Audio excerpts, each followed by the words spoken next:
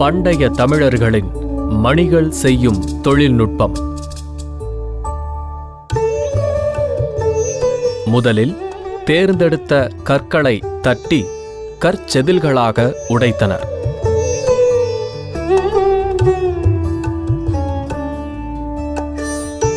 பிறகு கற்செதில்களை நுட்பத்துடன் மணிகளாக வடிவமைத்தனர்.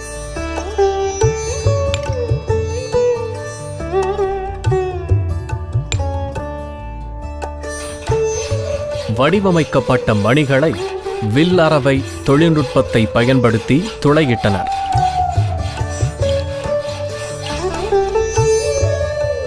துளையிடப்பட்ட மணிகளை வெப்பமூட்டுவதற்காக நிலக்கரியை கொட்டினர். பிறகு அதன் மீது மரத்தூளையும் கொட்டினர்.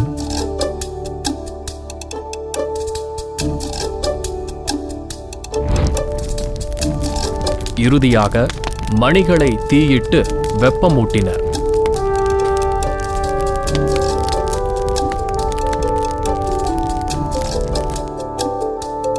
முழுமையடைந்த பளபளப்பான மணிகள் தயாராயின. அகநானூற்றின் 282வது பாடலானது கண் பொருது இமைக்கும் திண்மணி கிளர்ப்ப என்று மணிகளின் பெருமையை பாடுகின்றது.